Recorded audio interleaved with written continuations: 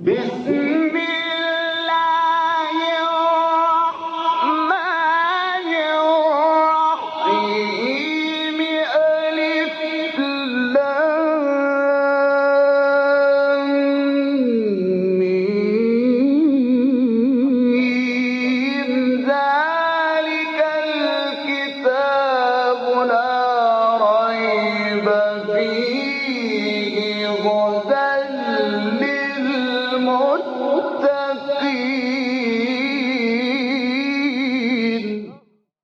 Interpretation of the Holy Quran.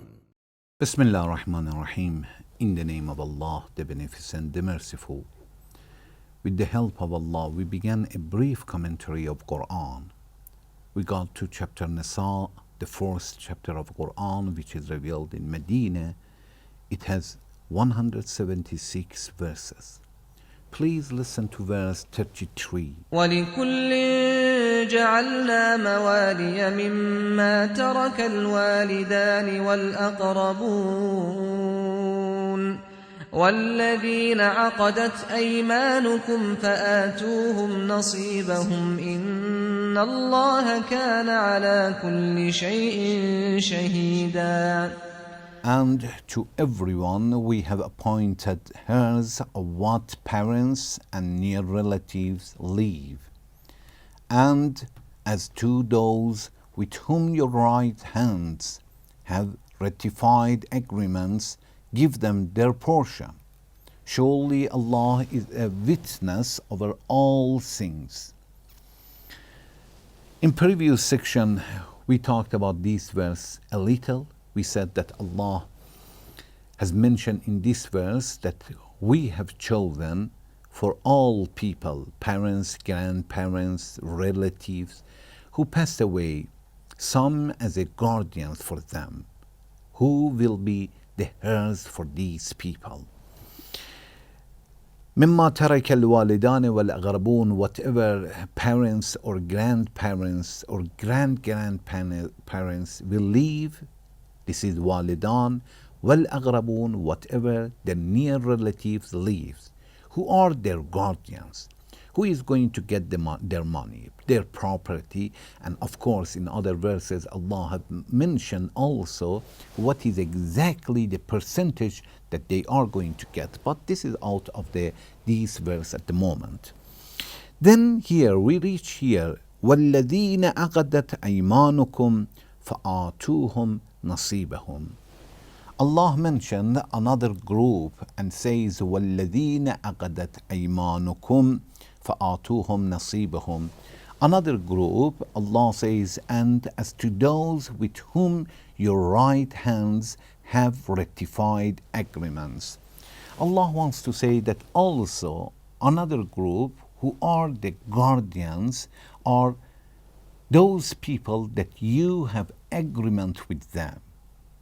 Before Islam, there was a contract between some people. Two people, they could have contract with each other that we decide and we have a contract that anytime you face some problems, I'm coming to help you, especially financially. If you owe some money and you cannot afford, I'm coming to give you.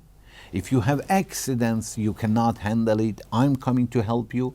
And if I have problems, any problems, you should come to help me. And not only that, when I die, you are going to inherit from me, and when you die, I'm going to inherit from you.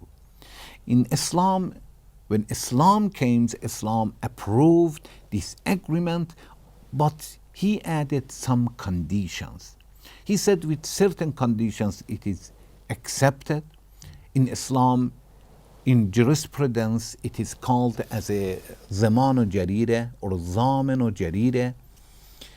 When two people have such agreements, it is accepted, and one of them can be the heir for the others.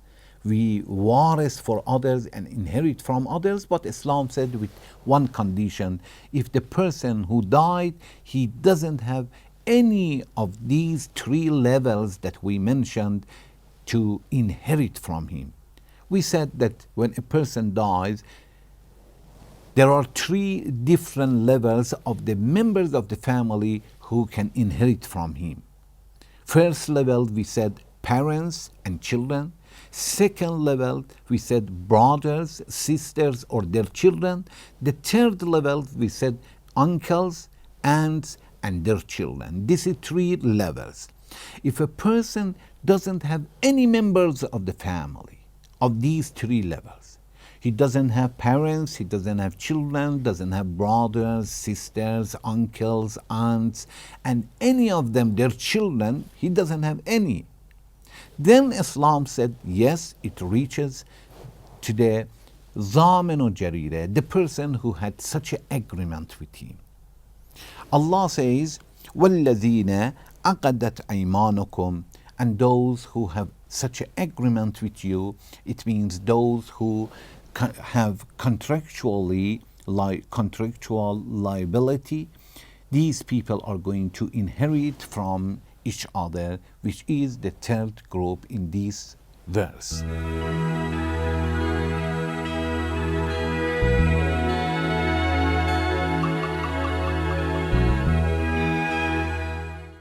Allah has accepted, and in fiqh, in jurisprudence, is mentioned that when these two people wants to have such an agreement, they should read this sentence that one of them will say to another that أَغَدْتُكَ عَلَىٰ أَن تَنْصُرَنِي وَأَنْصُرَكَ.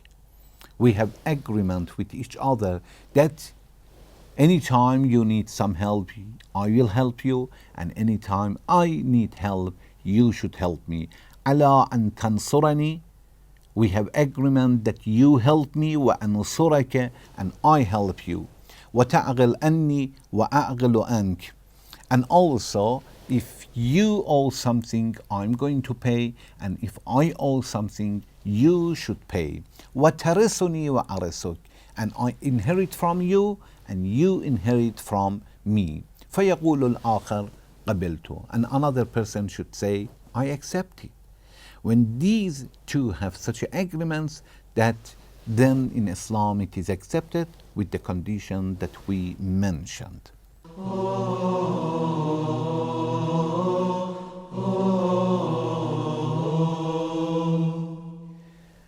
From this verse, we understood a few things. First, when Allah says, وَلِكُلٍّ جَعَلْنَا مَوَالِيَ. In previous verse, Allah said, you should not be jealous to each other.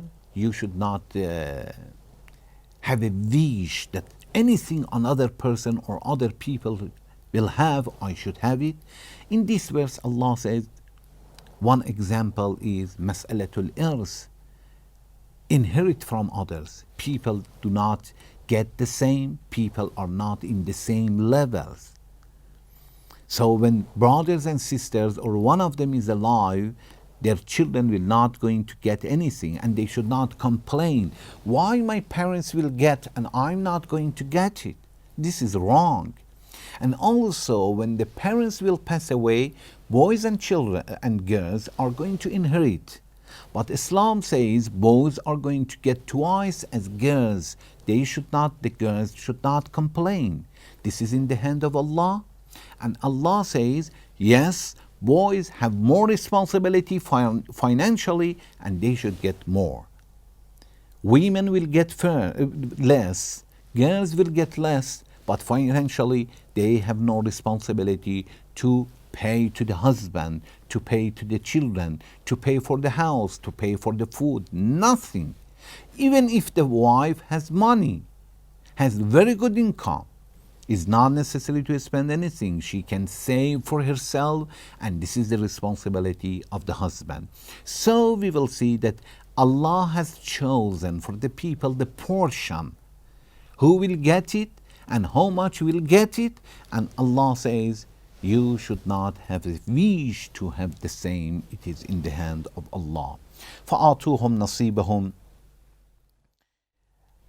Allah says, give them their portion. Give them their portion. Allah wants to say that when you should pay to others, you should not wait until others will come to you. You pay it.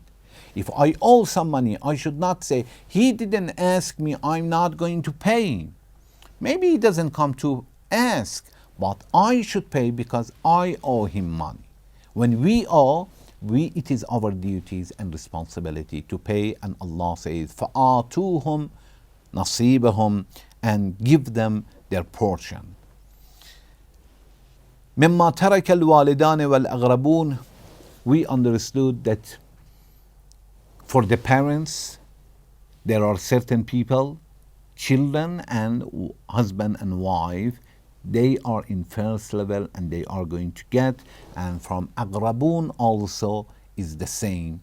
It means sometimes a person pass away and then brothers or sisters will get the money or property from a person who passed away if he doesn't have children, he doesn't have parents.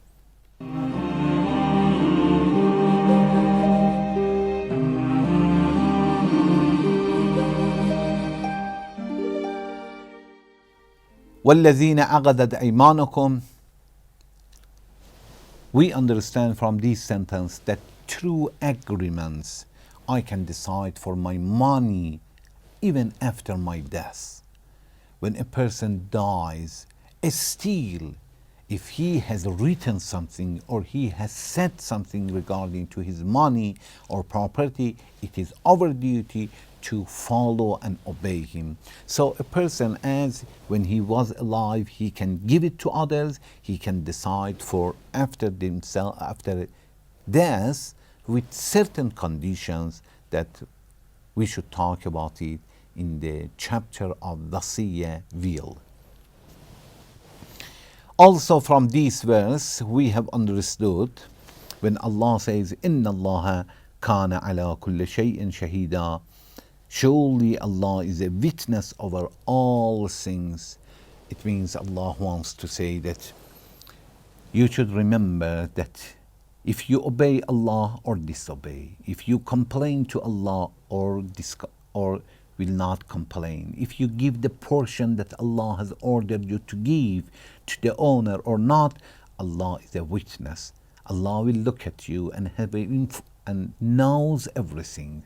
Sooner or later, we should answer Allah why we have decided this and nothing else. We ask Allah to help us to obey Allah completely in our life and His Messenger. Thank you very much for watching. Wassalamu alaikum wa rahmatullahi wa barakatuh.